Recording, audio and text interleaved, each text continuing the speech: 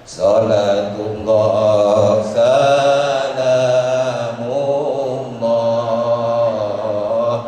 ala Taha Rasulillah. Salatullah salamullah ala Yasin Habibillah. Terima kasih. Dapat Ustaz.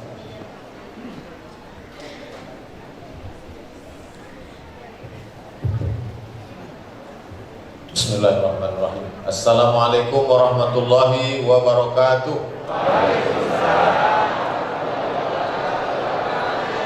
Alhamdulillahirabbil alamin wassalatu wassalamu ala asyrafil anbiya'i wal mursalin sayyidina wa maulana Muhammadin wa ala alihi wa sahbihi wa man da'a bi da'watihi wastanna bi sunnatihi ila yaumi liqa'i rabbih.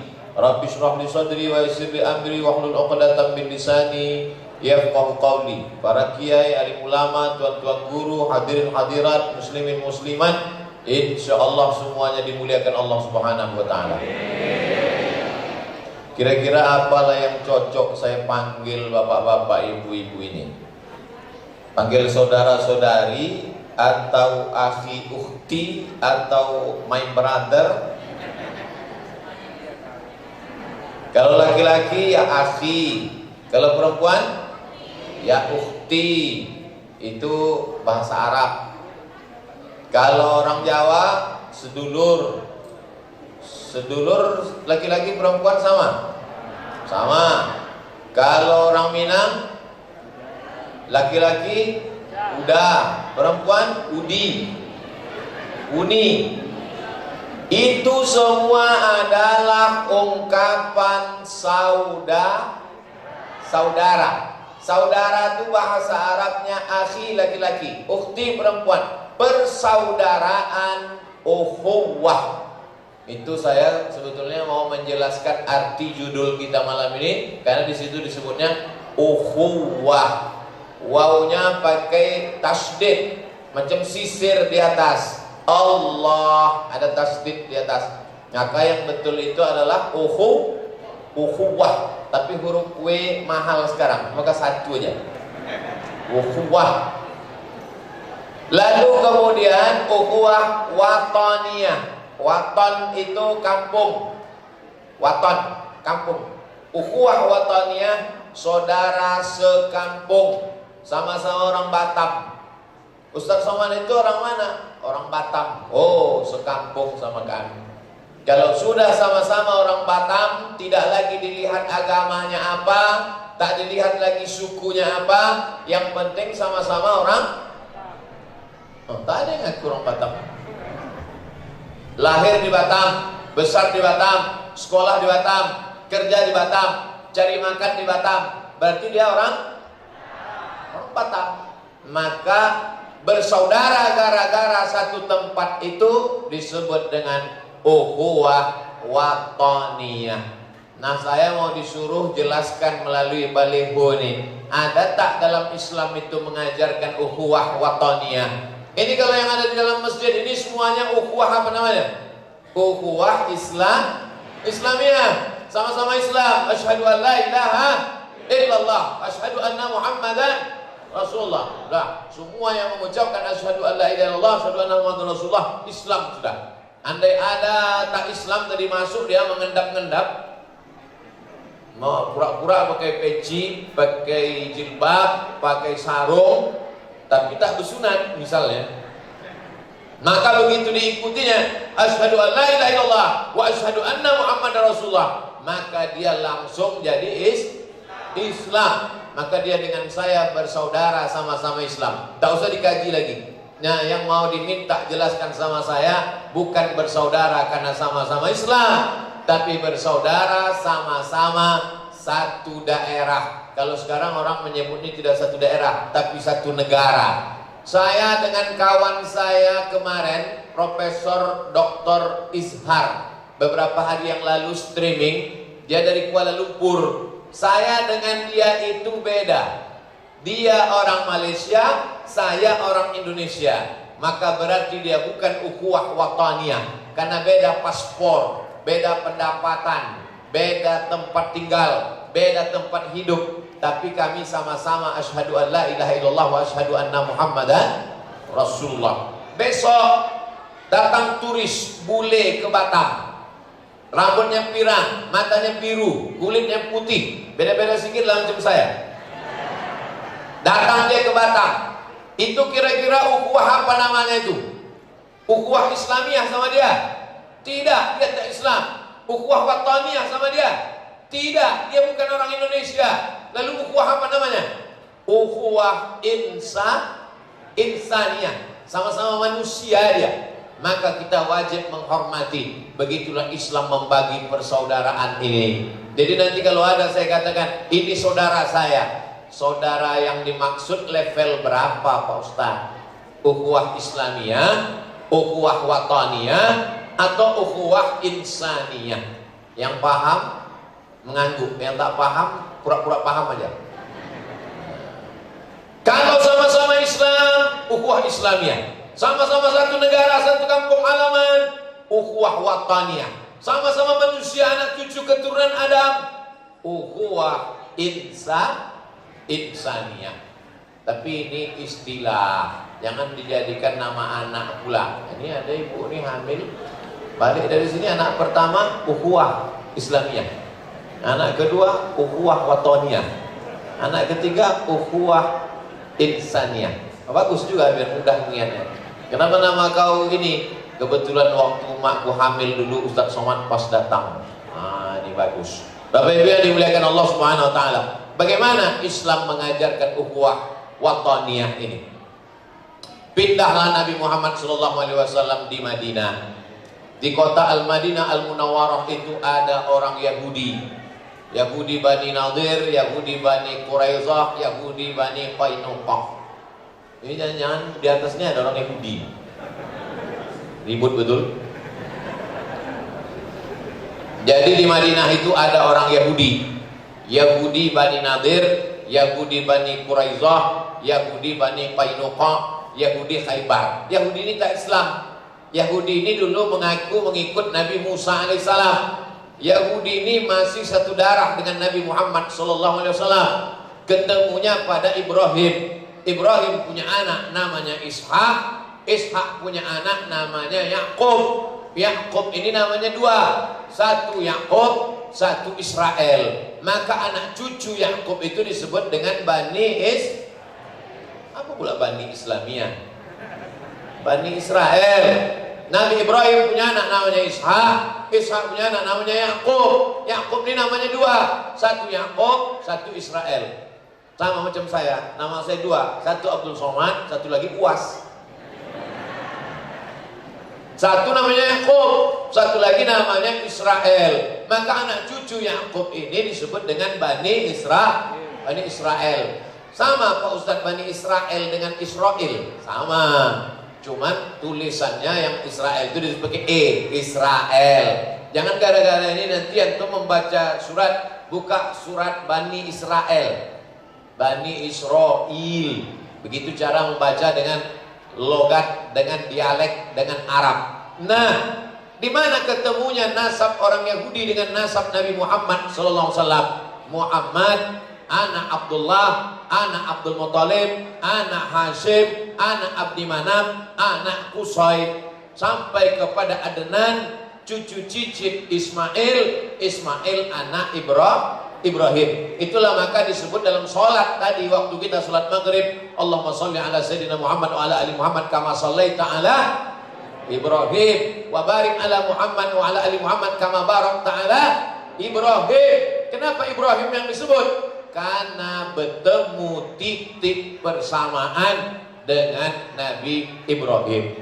Yahudi Nabi Musa, keturunan Ibrahim. Nasrani Nabi Isa, keturunan Ibrahim. Maka ketemu pada satu titik Ibrahim. Samalah macam orang merantau ke sini. Merantau dia ke Batam. Pas dia, kau dari mana? Aku dari Riau. Riau mana? Riau Daratan. Dari Pekanbaru. Iya. Kau di Pekanbaru di mana? Aku di Panam. Kau di mana? Aku di Simpang Bingung. Itulah sampai sekarang nih aku bingung aja. Maka biasanya orang mencari titik-titik persamaannya. Kenal dengan Zanu, kenal dengan Zanu. Nanti ketemu nasabnya, nasab itulah yang dia cari yang paling dekat. Jadi kita tak ketemu nasab kita dengan Nabi Muhammad pada Ibrahim, karena kita bukan keturunan Ibrahim, tapi semuanya ketemu pada nasab Nabi Adam alaihissalam. Ada yang di sini tak keturunan Nabi Adam? Corong angkat tangan, biar tahu saya keturunan Nabi mana lagi dia.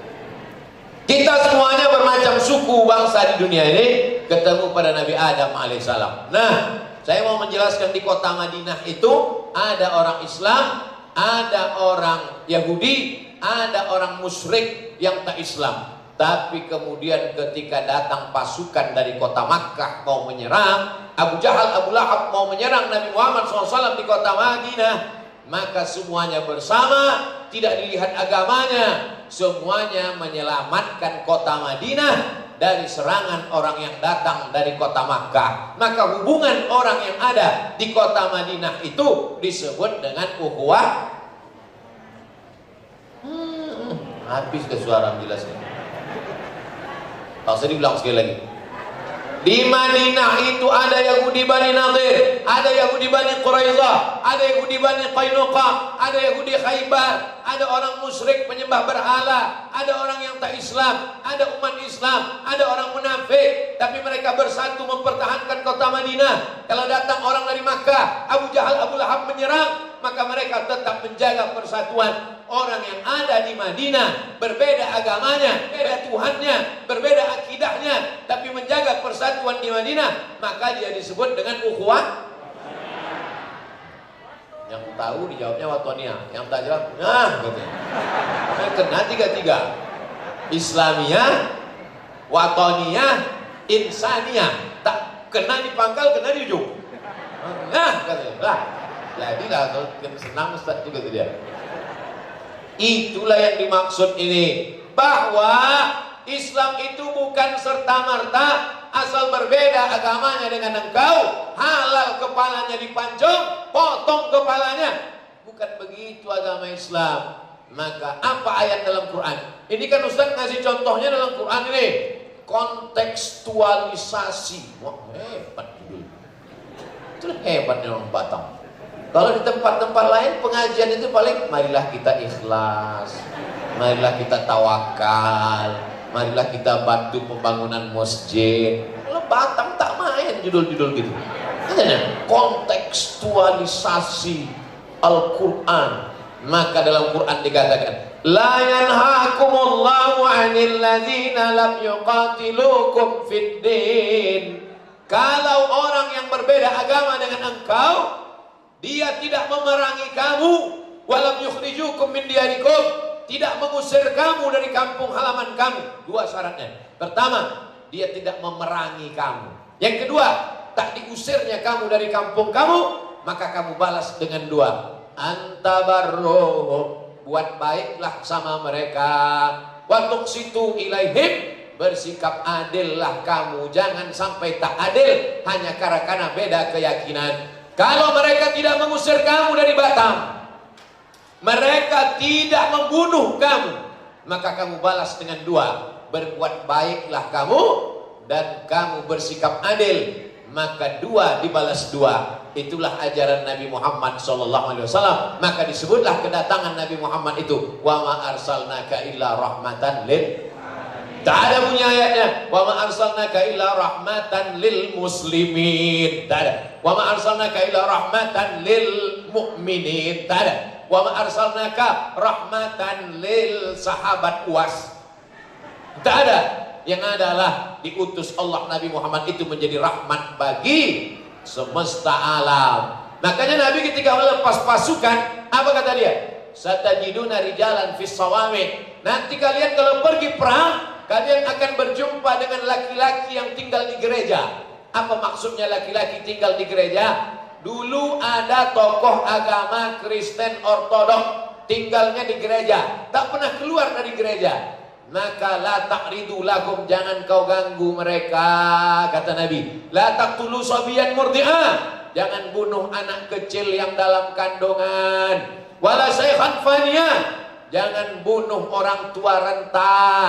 Wala taqta'unna sajaratan, jangan potong pokok kayu. La taqiranna nahlan, jangan cabut pohon kurma. La tahdimu buyutan, jangan hancurkan rumah. Karena zaman dulu kalau sudah perang, ratakan dengan tanah. Anak-anak gadisnya halal.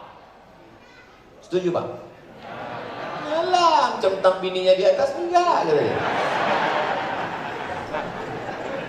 Bapak Ibu yang dimuliakan Allah Subhanahu wa taala. Dulu kalau berperang begitu, bakar, hancurkan kurmanya, potong pokok kurma. Karena kalau sudah kurma dipotong, orang tak makan. Kalau sudah makan mati, ratakan dengan tanah. Ketika Islam datang, Islam mengatakan objek perang itu hanya tentara, hanya bala tentara perang. Adapun rakyat jelata, manusia biasa, itu baru ada dikeluarkan oleh PBB. PBB itu Persatuan Bangsa-Bangsa, bukan pajak bumi dan bangunan. PBB, bahasa kampungnya United Nation. United artinya persatuan. Manchester United artinya persatuan orang Manchester. United Nation, United persatuan, Nation bangsa-bangsa. Seluruh bangsa-bangsa di dunia ini bersatu, itulah dia PBB. Dikeluarlah kesepakatan Jenewa oleh PBB. Tidak boleh membunuh wartawan, tak boleh membunuh perawat, tak boleh membunuh dokter. Tapi Israel melanggar peraturan PBB. Maka ketika datang kapal Marmara, dari Marmara itu nama sungai, letaknya di Turki. Ada sungai namanya Sungai Marmara. Kenapa disebut Marmara? Karena di situ banyak batu marmar lah. Takkan batu bara. Karena di sungai itu banyak batu marmar, maka disebut dengan Sungai Marmara. Datanglah kapal Marmara dari Turki membawa bantuan ke Israel, ke Palestina, bantuan kemanusiaan. Ditembak sama tentara Israel. Emang Israel ini luar biasa jahatnya. Di Indonesia ini alhamdulillah tak ada Israel. Mudah-mudahan tak jadi dibuka visa untuk orang Israel. Bayangkan kalau berdatangan orang Israel itu nanti ke Batam, apa yang kita lakukan? Tak bisa kita bedakan mukanya. Saya ketemu sama orang Israel nih, waktu saya naik dulu ke Bukit Tursina. Wattini wazzaitun, waturisinin, demi buah tin dan buah zaitun, demi Bukit Tursina. Naik saya ke atas Bukit Tursina di Mesir, jam 2 malam naik, jam 5 subuh baru sampai. Sholat subuh di atas. Nampak saya lah orang Yahudi menghadap ke matahari terbit, menggoyang-goyangkan kepala sambil membaca kitab dia. Baru saya tengok, oh inilah dia Israel yang selalu kita baca dalam Quran itu. Bani Israel yang melawan Nabi Musa itu. Orang Israel ini melawannya tidak tanggung Bapak Ibu. Apa kata orang Israel begitu jumpa Nabi Musa? Ya Musa, lan nu'mina laka hatta narallaha jahrah. Kami tidak beriman kepada engkau ya Muhammad sampai kami nampak Tuhan itu nyata. Mana Tuhan itu? Hatta narallaha jahrah, sampai kami tengok Tuhan itu nyata, bisa ditengok dengan biji mata. Alhamdulillah, ini bulan berapa sekarang? Bulan Februari, bulan Januari. Bulan Januari ini, Februari 2021, ini 8 tahun saya datang ke Batam. Saya pertama kali datang ke Batam bulan Februari 2013. Sekarang 2021. Berarti sudah 8 tahun saya datang ke Batam. Dalam setahun saya datang 2 kali. Berarti saya sudah datang 16 kali. Suka duka saya ke Batam. Awal-awal saya datang ke Batam tak ada jamaahnya. Banyak tiang daripada orang lain. Udah datang saya duduk, baru dipanggil oleh Pak Imam. Kepada seluruh jamaah, harap datang ke masjid. Karena Ustadz Abdul Somad dari Pekanbaru sudah datang. Barulah datang jamaah. Jadi perjalanan saya ke Batam ini 3 fase. Pertama, jamaah susah datang. Yang ketiga, jamaah banyak datang. Yang ketiga, macam mana supaya jamaah jangan datang. Itulah perjalanan saya ke Batam selama 16 kali datang. Yang pertama, bagaimana supaya jamaah datang? Dibuatlah pengumuman kemana-mana, di-share supaya jamaah datang. Tak juga datang. Yang kedua, jamaah paling banyak datang. Waktu tabligh akbar, melimpah ruah. Yang ketiga, macam mana diusahakan supaya jangan sampai jamaah datang juga. Tapi saya tak salah lagi, udah dibuat ini tanda-tanda social distancing 3M, menjaga jarak, mencuci tangan, memakai masker. Ustaz sendiri tak pakai masker nih. Bapak Ibu yang dimuliakan Allah Subhanahu wa taala, seandainya nanti bulan sekarang ini bulan Jumadil Akhir. Jumadil Akhir ini sekarang Rajab, Syaban, Ramadan. Habis Ramadan, Syawal. Pas bulan Syawal, datanglah orang tak Islam ke rumah Bapak Ibu mau makan kue hari raya. Boleh tak dia masuk? Boleh tak boleh? Boleh. Apa salahnya? Lalu kemudian habis bulan hari raya Syawal, Zulqa'dah, Zulhijjah. Pas bulan Zulhijjah memotong kambing, memotong sapi. Masjid apa namanya? Nurul Yakin. Masjid Nurul Yakin tahun ini memotong 100 ekor sapi. Macam tak yakin. Memotong 100 ekor sapi. Tiba-tiba dibagilah keliling. Dibagilah satu rumah dapat 50 kilo. Sampai pintu kulkas itu pas mau ditutup menyipak kaki kambing itu. Tak bisa ditutup. Tiba-tiba ada di pojok sana orang tak Islam, orang non Muslim. Boleh tak dia kasih? Mana dalilnya bilang boleh? Datanglah Asma. Asma itu saudara kandung Aisyah. Asma ini emaknya lain dengan emak Aisyah. Emak Aisyah Islam, emak Asma tak Islam. Rupanya rindulah dia mau berjumpa dengan Asma. Datang dia dari kota Makkah Al-Mukarramah sampai di Madinah mau jumpainya Asma. Melapor Asma ke Nabi karena takut Asma berjumpa dengan emaknya karena tak seagama, berbeda keyakinan. Lalu kemudian datang dia melapor, ya Rasulullah, emakku datang dari kota Makkah mau jumpa sama aku. Boleh tak aku jumpa dengan dia? Kata Nabi, silakan jumpai emakmu, silakan silaturahim. Apa asiluha? Boleh silaturahim. Apa utiha? Boleh aku kasih dia hadiah, boleh aku kasih dia makanan. Kata Nabi, iktiha, kasih dia hadiah, kasih dia makanan. Jadi kesantunan kelembutan Islam ini sampai hari ini alhamdulillah tetap terjaga sampailah di Batam ini. Tapi ada catatan, jangan nanti gara-gara ini semuanya boleh sampai tak ada batasan. Wala ana abidum ma'abadtum wala antum abiduna ma'abud lakum dinukum.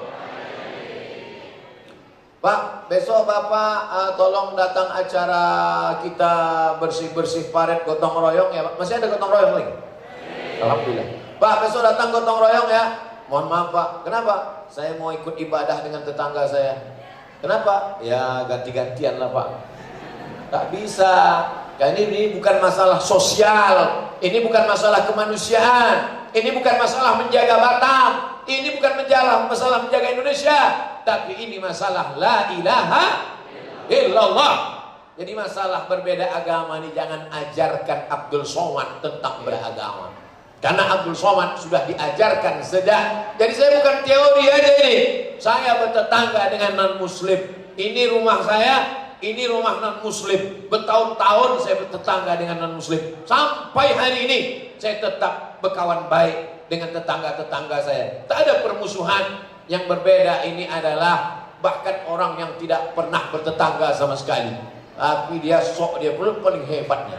Orang-orang begini cocoknya dibawa ke jembatan Barelang. Sampai sana kasih makan buah. Bukan mau dicampakkan ke bawah. Nah, saya akan menyampaikan materi ini sampai jam 6, jam 7.30. Sampai jam 7.30 azan Isya, sholat Isya. Saya tidak sholat Isya karena sudah saya jamak duluan tadi. Jadi jangan jamaah ikut-ikut sama saya. Kita tak sholat Isya, yang di luar nyantai pula dia merokok. Kau kenapa tak sholat Isya? Ustaz aja tak sembahyang. Nanti habis sholat Isya baru kita lanjutkan lagi tanya jawab. Tulis di kertas, nanti saya jawab. Yang bisa, yang tak bisa saya jawab, saya bawa balik ke Pekanbaru, nanti saya buatkan videonya. Nanti saya buatkan video tanya jawab yang tak terjawab selama di Batam. Tonton di channel Ustadz Abdul Somad Official. Nyata ada saya suruh subscribe, tak ada. Nah, banyak dah, lebih 1 juta. Kalau dulu ya udah banyak, lebih 1,5 juta dah. Itu apa banyak-banyak subscriber kalau tak ada viewer?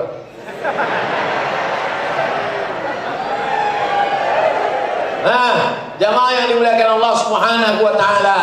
Jadi kenapa sekarang judul-judul ukhuwah wataniyah ini direkatkan, disampaikan Ustadz lagi di ceramah-ceramah, supaya jangan sampai terjadi divide et impera. Tahu divide et impera?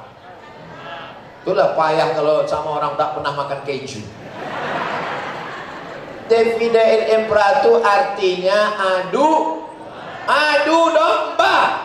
Kenapa yang disebut itu adu domba? Karena yang mudah diadu itu adalah domba. Pernah kalian mendengar adu ikan? Ada ikan cupang. Yang paling mudah diadu adalah domba. Maka masyarakat Batam yang hidupnya macam-macam suku, agama, etnis, multi agama, multi suku. Karena Batam ini adalah di mana ada gula, di situ ada sumut. Dulu masuk ke Batam ini sama macam mau masuk ke luar negeri. Mesti dijemput orang ke pintu, mesti ditengok KTP. Tahun berapa dulu itu? Saya membaca beritanya itu. Masuk ke Batam ini dulu. Saya kalau udah disebut orang Batam, dalam hati saya, kapan lah bisa ke Batam ini? Bayangan saya Batam ini hebat betul. Ternyata udah sampai ke Batam, memang hebat. Luar biasa Batam. Buka mata, nampak Singapura. Ustadz Somad kalau sampai ke Batam, bangun Ustadz pagi, Ustadz buka mata, nampak Singapura katanya. Begitu sampai saya ke Batam, saya buka, apa pun tak nampak. Rupanya pas musim asap. Berasap Batam nih kata saya. Dijawab sama orang Batam, asapnya dari Riau katanya. Bapak Ibu yang dimuliakan Allah Subhanahu wa taala. Jadi semua orang, suku, bangsa, agama berdatangan ke Batam. Kenapa? Karena Batam banyak gula-gula di sini, banyak pabrik, banyak bisnis. Disinilah tempat segitiga yang paling strategis. Indonesia, Johor Malaysia, Singapura, Thailand Patani Selatan, maka kemudian hiruk pikuk transportasi laut, maka semua berdatangan kemari. Kalau kita tidak menjaga ukhuwah wataniyah ini, maka kita mudah dibentur, dilaga-lagakan. Ketika kita berbenturan, disitulah masuk kepentingan asing. Tapi alhamdulillah sampai ini Batam aman-aman, tenang-tenang saja. Betul? Pernah terjadi konflik perang di Batam? Belum? Insya Allah tak lama lagi kita akan tetap aman dan damai. Takbir. Terkejut jamaah, apa maksud tak lama lagi? Saya mancing-mancing aja. Bapak Ibu yang dimuliakan Allah Subhanahu wa taala. Nabi membuat 12 pasal. Nama kitabnya Ar-Rahiq Al-Maktum, yang menulisnya namanya Syekh Safiur Rahman Al-Mubarakfuri.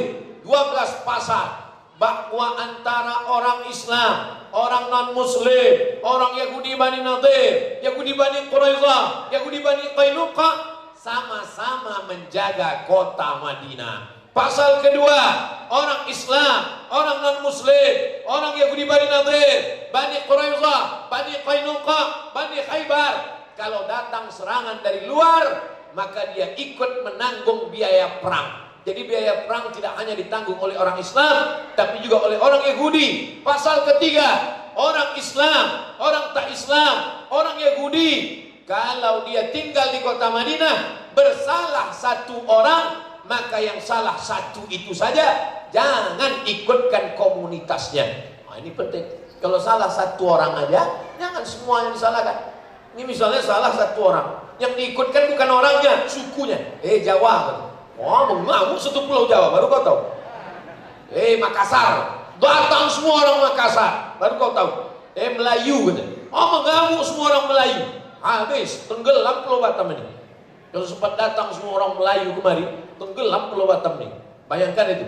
Nah, itulah makanya kalau bersalah satu orang, yang bersalah itu orangnya, bukan suku, bukan sukunya. Kalau bersalah satu orang, yang salah itu orangnya, bukan agama, bukan agamanya. Ini sekarang sedang marak Masalah antara satu suku dengan satu suku. Orang Pulau Sumatera menghina orang Papua. Menonton beritanya tentang baca. Ini sedang hangat. Ini sedang dijaga. Jangan sampai kita termakan isu. Makan tuh tetaplah makan nasi. Ya, makan isu. Makan nasi aja lapar, apalagi makan isu. Orang kalau sudah lapar, emosinya naik. Ini jangan-jangan Ustaz Somad ceramah berapi-api ini karena lapar. Enggak. Saya sebelum kemari makan dulu. Makanya kadang kalau saya makan di masjid, di rumah jamaah, heran jamaah tuh. Ustaz kok makannya sedikit ya? Dia tak tahu itu makan yang ketiga. Bapak Ibu yang dimuliakan Allah Subhanahu wa taala. Tapi, ini tapi. Kalau sudah banyak orang Islam di situ, insya Allah saudara-saudara kita yang minoritas ini terjaga insya Allah. Amin. Tunjukkan saya di mana mayoritas Muslim yang orang Islamnya yang mayoritas itu menganiaya. Tunjukkan saya satu saja contoh. Ada. Rohingya, umat Islam teraniaya. Di Rohingya itu umat Islam mayoritas atau minoritas? Minoritas. Di Xinjiang, bukan Anjiang. Xinjiang. Tolong nanti pas mau mengupload yang itu jangan umat Islam minoritas adalah namanya Slobodan Milosevic.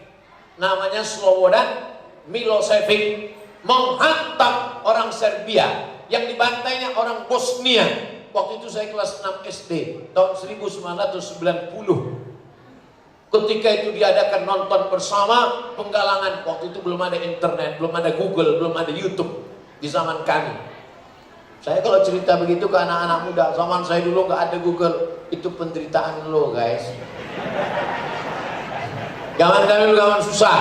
Jadi nonton itu nonton video pakai pita, ditonton pakai alat berputar, nampaklah gambarnya berkedip-kedip tentang pembantaian Slobodan Milosevic terhadap umat Islam yang ada di Bosnia Herzegovina. Yang membantai itu Serbia, jutaan umat Islam. Ketika itu umat Islam menjadi minoritas.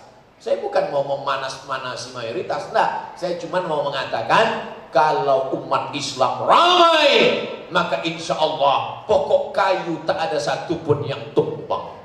Kenapa begitu? Karena Islam mengajarkan man qata'a sidratan, siapa yang memotong sebatang pokok kayu. Ada pokok kayu sebatang, dipotongnya sebatang pokok kayu, sawwaballahu ra'sahu finnar, disungkurkan Allah kepalanya dalam api neraka. Siapa yang memotong sebatang pokok kayu, disungkurkan Allah kepalanya dalam api neraka. Pokok kayu kau potong masuk neraka. Apalagi kalau memotong leher manusia yang tak bersalah. Kalau dia bersalah Pak Ustaz, potonglah. Bapak Ibu yang dimuliakan Allah Subhanahu wa taala. Siapa di antara Bapak Ibu yang memotong sebatang pohon kayu? Alhamdulillah Pak Ustaz, saya tak pernah motong sebatang pohon kayu. Terus berapa kau potong? Ya 100.000 hektar lah. Datang banjir bandang menyapu saudara kita di Pulau Kalimantan. Kemarin datang videonya ke WA saya, WhatsApp. Saya lihat tim UAS Kalimantan menyebarkan bantuan, kirim ke nomor rekening berikut ini. Oh, saya sebenarnya mau ngasih tahu tim UAS sudah mau. Tim UAS Kalimantan, bagi yang mau membawa beras, mengasih minyak, sembako, karpet, tikar plastik, karena saudara kita. Itu adalah akibat ulah kejahatan tangan manusia. Kenapa? Karena air ini mestinya ditahan oleh akar-akar kayu. Akar-akar kayu menahan air sehingga tidak longsor. Ini negeri kita ini memang hebat. Banyak di bawahnya emas, banyak perak, banyak minyak, banyak uranium, banyak macam-macam.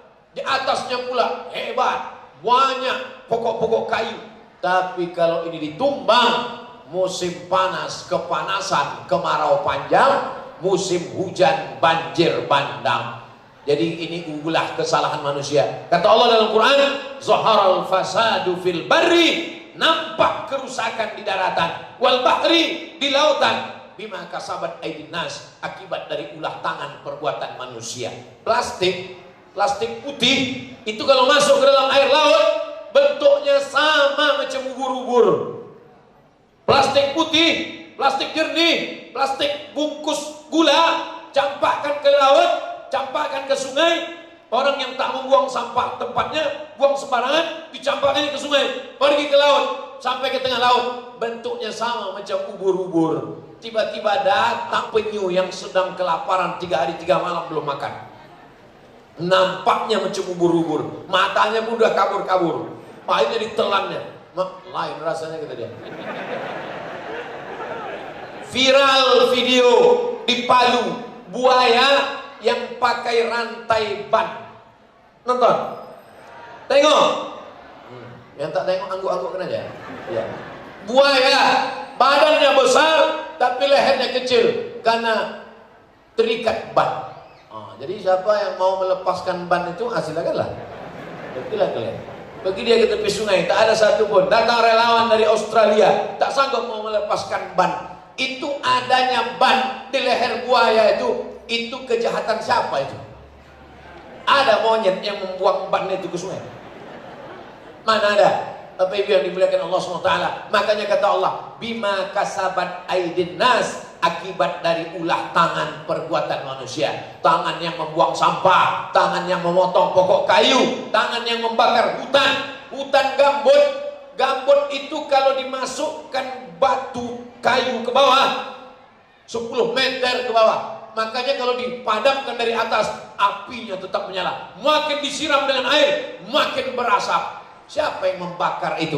Akibat tangan-tangan manusia. Tangan yang memotong pokok kayu, tangan yang membakar gambut, tangan yang membunuh hewan. Itu pula yang berdoa di tengah malam, ya Allah. Macam mana Allah mau mengabulkan? Nangis dia kepada Allah, ya Allah, tolonglah angkat bencana ini. Kata malaikat, kata malaikat, oh kesentil sekali masuk ke langit, ke bumi paling dalam, neraka jahanam tempatmu. Alhamdulillah, yang hadir ini semuanya adalah orang-orang yang tak pernah memotong pokok kayu. Betul? Banyak ternyata yang belum. Alhamdulillah, pesawat mendarat airport Hang Nadim, maka nampak hijau, pokok-pokok kayunya subur, hijau, cantik. Betul? Bapak Ibu yang dimuliakan Allah SWT, sekarang tak bisa lagi ilegal logging. Orang baru boleh motong pokok kayu hanya untuk membangun rumah. Adapun untuk industri tak boleh. Tapi siapa yang memotong? Memang ada orang yang tidak memotong, tapi dia mengeluarkan izin memotong. Kira-kira mana yang lebih berbahaya? Yang memotong atau yang mengeluarkan izin memotong? Tahankanlah azabnya di akhirat. Kalau penduduk satu kota itu 1 juta, anggaplah penduduk Batam ini 1 juta. Saya belum tanya lagi ke Disduk Capil. 1,2. Sama macam Pekanbaru. 1,2 penduduknya. 1.200.000 orang penduduk Batam. Yang berbuat zalim 100 orang, maka dia mesti minta izin kepada 1.200.000 orang. Bayangkan kau di akhirat nanti ngantrinya berapa lama? Tak berapa lama itu ngantri di kantor-kantor itu. Insya Allah nampak ujungnya. Tapi kalau ngantri 1.200.000 orang, bagaimana di akhirat nanti? Ya'ti yaumal qiyamati, ada orang yang datang nanti pada hari kiamat. Bisyamin, puasa sunatnya banyak. Wasolatin, sholat tahajudnya banyak. Wasakatin, zakat infak sedekahnya banyak. Tapi ternyata dia menganiaya orang Batam, menzolimi orang Batam. Maka di akhirat dia akan dituntut di hadapan Allah Subhanahu wa taala sekecil apapun. Faman ya'mal mithqala dzarratin khairan. Termasuklah Ustaz Somad ini menganiaya juga nih. Apa menganiaya? Itu suara Ustaz menggelegar sampai jantung kami tak normal. Salah sendiri, udah tua kenapa dekat sound system? Sound systemnya bagus. Sound systemnya bagus, ustadznya pun bagus juga. Itu maka suara itu menggelegar. Kalau sound systemnya bagus, kalau suara ustadz itu tak keluar, lihat contohnya. Sound systemnya bagus apa tak bagus? Bagus kan? Nah coba suara ustadz. Jamaah sekalian, pada malam hari ini.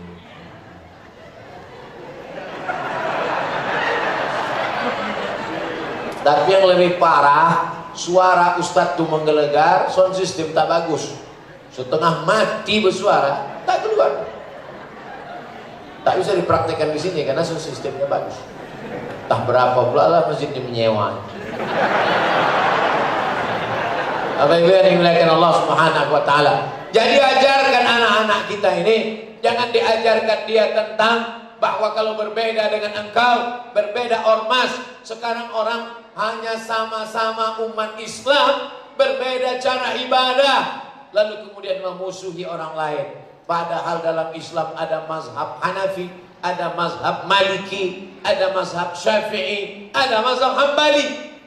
Tadi saya diminta Pak Imam maju jadi imam. Ustaz Somad silakan maju ke depan. Dua alasan saya kenapa saya tak mau. Yang pertama, saya mau sholat jamak nanti jadi imam ke depan. Yang kedua, saya tak tahu masjid ini bismillahnya entah sir entah jahar. Saya tak tahu masjid ini habis sholat zikirnya entah berbunyi entah silent. Saya tak tahu masjid ini nanti habis sholat apakah doanya sendiri-sendiri atau bersama. Saya takut kedatangan saya merusak persatuan jamaah masjid. Dengan 3 alasan tuh, maka saya maju, tak maju ke depan. Tapi kalau saya sudah tahu, maju ke depan. Bismillahirrahmanirrahim. Saya mau ngasih tahu bahwa saya bisa juga jadi imam. Bukan saya tak bisa jadi imam, tapi ada adab-adab yang mesti kita jaga untuk menjaga persatuan. Tidak semua kebenaran bisa kita ucapkan, karena ada masa saatnya kebenaran itu mungkin menyakiti perasaan orang lain. Oh, kalau begitu tetangga kita mabuk, sakau, tak kita larang dia pakai khamar. Tak kita pakai, tak larang pakai sabu-sabu. Pakai sabu-sabu itu boleh apa tak boleh? Pakai sabu-sabu boleh apa tak boleh? Haram. Menurut Islam haram. Menurut hukum negara haram, masuk penjara. Lalu ada tetangga kita pakai sabu-sabu. Kita bilang, kau pakai sabu, pakailah, tak apa-apa. Asal jangan ketahuan.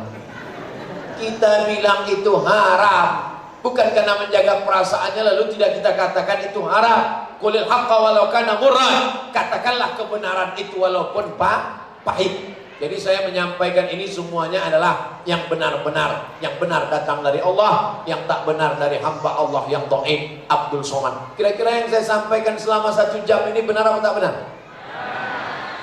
Saya katakan bahwa selama 1 jam ini panasnya luar biasa. Benar apa tak benar? Nah, berarti bukan saya aja yang kepanasan. Bapak Ibu yang dimuliakan Allah Subhanahu wa taala. Sebetulnya masjid ini AC-nya sudah banyak. Cuman kita ini sudah terlalu banyak, ramai, penuh. Tolong nanti fotonya jangan di-upload. Jangan kalian upload, aku yang masuk nanti. Nanti dan foto sana, foto sini masuk. Ini kita jaga persatuan, kita jaga ukhuwah wataniyah, maka insya Allah Batam tetap menjadi baldatun thayyibatun wa rabbun ghafur. Amin. Terima kasih segala perhatian, mohon maaf segala kesilapan dan kekhilafan. Azan Isya, salat Isya, habis itu kita lanjutkan tanya jawab. Wassalamualaikum warahmatullahi wabarakatuh.